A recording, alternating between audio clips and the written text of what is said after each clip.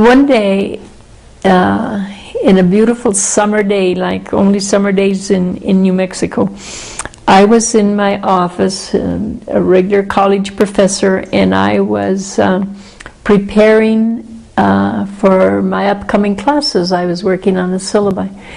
And the phone rang, and I had on Latin music blaring in my office. So the phone rang, I turned off the music, and I picked up the phone, and then this voice told me that they were calling me from Washington. And I said, just a minute. So I closed the door, and God, this was Washington. Maybe they were going to give me a scholarship for one of my students, you know. And this voice kept telling me that President Carter wanted me to be his ambassador to Honduras. And I kept the conversation as long as I could, because I just knew it was one of my students teasing me. And so I wanted to catch on to that voice. And, well, I just couldn't. And then finally he said, look, you cannot talk to anyone about this call except your husband or your doctor. That's the only people you can talk to. And he said, and if you have any questions over the weekend, this was a Friday, call me collect at this number. When they said call me collect, I knew it was a student. So then I took it seriously, and I thought, oh my God, you know. So anyway, then I was married at the time, so I called my husband, and I tried to tell him in code what they had told me on the phone. He said, you're not making any sense. Well, I thought I could be tested, you know, if they had told me not to tell anybody except my husband. And what if they heard me on the phone? And oh man, I recreated this fantasy world, you know. So anyway, it was close to noon, and he said, meet you at the car. He was a professor there too, so we went to the car, and he said, okay, slow down, you haven't made any sense. What were you doing when the phone rang? And so he kind of calmed me down, and he was driving, and I was trying to tell him what, and we lived very close to the university, so by the time we got to the house, he said, and when they said you wanted to be the ambassador, what did you say? I said, no. And he turned off the key, and he said, you said what? I said, no. And he said, why? And he said, because. I said, you're a Latino, and what's going to happen to us if I go off as a big wheel United States ambassador and you can't work there? I said, no. And he said, come off of it, Mari-Luci. I'll find something to do. You've got, at least have to be courteous enough to tell your president, I'd love to be considered. So he's the one that told me how to behave. So then that weekend we talked and got all excited that yes, it was a possibility, you know. But we kept saying it's only a possibility, it might not happen. We don't know how many others there are, and blah, blah, blah. So on Monday I got my call again, and I said I'd love to be considered.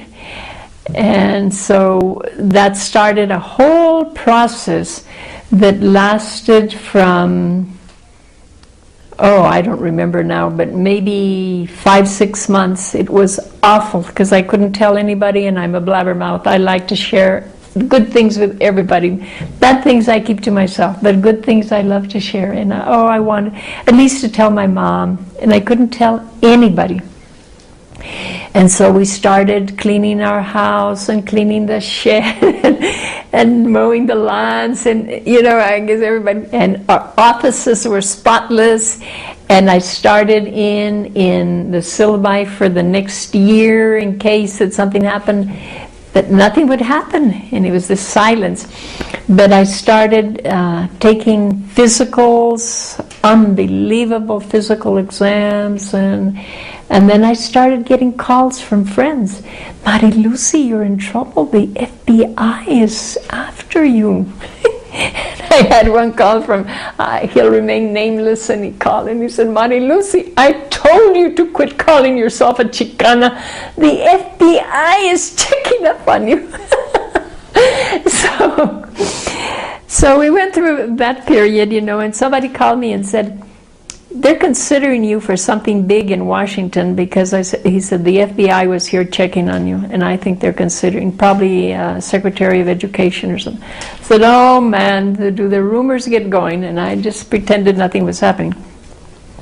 Well, finally one day I'm sitting in my office, and in comes the dean, and he said, well, congratulations, Mari-Luci, I understand you've been named ambassador to Honduras. I said, now I'm an ambassador. Yesterday I was Secretary of Education. See you. And I started running down the hall, and I went to Eddie's office, and I said, let's get out of here. Somebody has leaked it. And so we got in the car, and we went home, and the phone was ringing off the hook, and I said, no, don't answer it. It's going to be the newspaper guys. No, don't answer it, you know. So they say, but you've got to get to them. And I say, well, I don't know how. It was before everybody had a phone, you know. We had the one phone, and it was ringing and ringing. So finally he said, Mari-Luci, we've got to answer that phone. And I said, well, then you answer it. I'm not answering it. I'm not here.